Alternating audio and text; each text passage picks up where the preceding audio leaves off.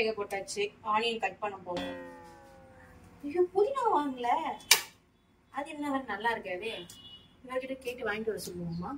சீப்பா சீப்பா எனக்கு புதினா வேணும். யோசிக்கிறான். என்ன கரடி போகுது. A few moments later.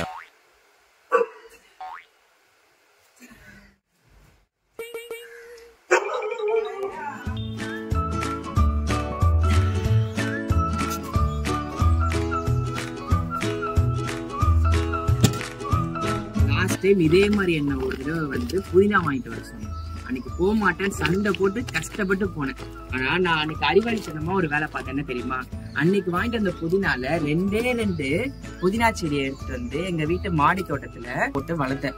கிட்டத்தட்ட ஒரே மாசம் தான் ஆச்சு. ஒரு மாசம் கழிச்சு இன்னைக்கு புதினா வாங்குன்னு என்ன சொல்லும் போது நான் 3 மாடி இறங்கி கிடைக்க போல. அதுக்கு பதிலா மொட்டை மாடிக்கு வந்து எவ்வளவு புதினா பாருங்க. நம்ம வீட்டுக்கு பிரியாணில இருந்து எல்லாத்துக்கும் இவ்வளோ போதும்.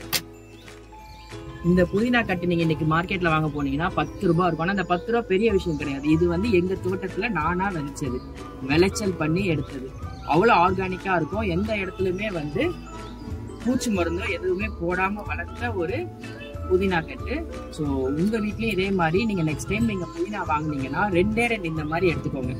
லைக் இந்த மாதிரி 2 புதினா இலையை எடுத்து மண்ணில் ஊனி வச்சீங்கன்னா அடுத்த ஒரு 15 ல இருந்து 20 நாளுக்குள்ள உங்க வீட்டுக்கு இந்த மாதிரி புதினா வந்துடும். நீங்களும் கடைக்கு போய் அடிக்கடி இறங்கி போய் வாங்கணுன்ற அவசியம் இருக்காது. என்ன மாதிரி இதோ இத்தனை 20 ரூபா சம்பாதிக்கலாம் கடைக்கு அமுக்கும் போது எல்லாமே. ஓகேவா? ஸோ இந்த புதினாவை கொண்டு போய் நம்ம கடையில வாங்கின மாதிரியே வீட்டுல கொண்டு போய் கொடுத்துருவோம்.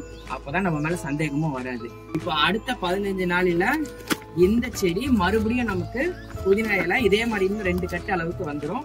ஸோ இப்போதைக்கு இந்த புதினா இங்க இருக்கட்டும். நம்ம அறுவடை பண்ண இந்த புதினாவை கொண்டு போய் விஷாலினி கிட்ட கொடுத்துட்டு அடுத்து தக்காளி வேணுமா இல்லைன்னா கத்திரிக்காய் வேணுமான்னு கேட்போம்.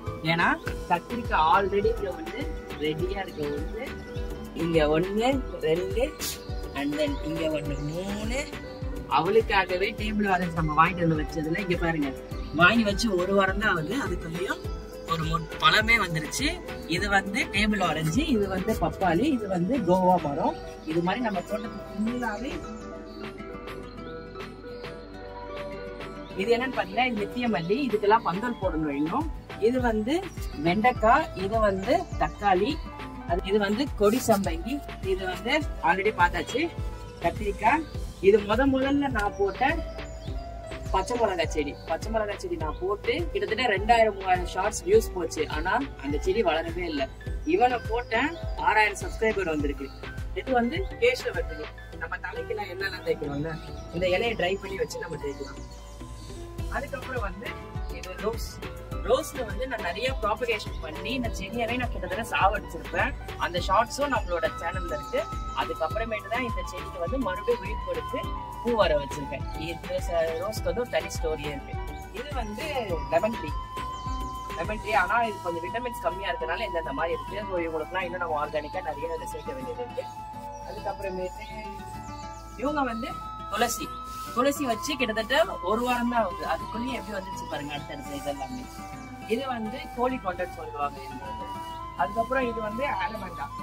இது வந்து காடு மாதிரி வளரும். என்னோட ஐட்டம் இருக்குது. அதுக்கப்புறம் இது வந்து மணி பிளான்ட் எப்படி வளர்க்கணும்னு எல்லாருக்குமே நான் வந்து யூடியூப்ல வந்து ஒரு ஷார்ட் தான் போட்டிருக்கேன். ஸோ அது பண்ணி பாத்தீங்கன்னா இது எப்படி வளரும்னு எல்லாருமே உங்களுக்கு தெரியும். அப்புறம் இன்னும் முக்கியமா இன்னும் ஒரே ஒற்றை காட்டுறேன். சரியா? என்ன ஃபாலோ பண்ணிக்கோங்க.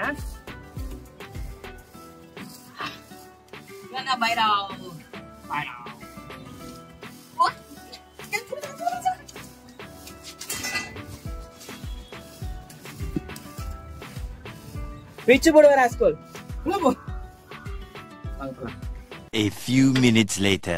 கடைக்கு அனுப்பி 10 நிமிஷத்துக்கு மேல ஆச்சு. இங்க இருந்து கடைக்கு போயிட்டு வர இவ்வளவு நேரமா? இன்னும் ஆளை வேற காணும். சரி போய் தான் பாப்போம்.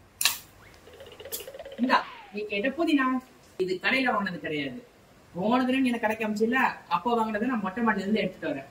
புரியல எப்படின்னு. போன தடவை நீங்க எனக்கு காசு கொடுத்து புதினா வாங்கிட்டு சொல்லும் போது நான் வாங்கிட்டு வந்த இலைய சமையலுக்கு பாதி கொடுத்துட்டு மிச்ச பாதியை நான் மொட்டை மாடியில மண்ணுல போட்டு வளர்த்துருந்தேன். ஸோ லாஸ்ட் டைம் நீங்க கொடுத்த 20 ரூபாயில ஒரு கட்டு வாங்கிட்டு இந்த தடவை இன்னொரு கட்டை ஃப்ரீயா நம்ம தோட்டத்தை நான் விளைச்சி எடுத்துட்டு வந்திருக்கேன். அதனால இந்த அப்படி இனிமேட்டு திருப்பி என்ன கடைக்கு அனுப்பாரு. 20 ரூபா 20 ரூபா காலி ஆயிடுச்சு.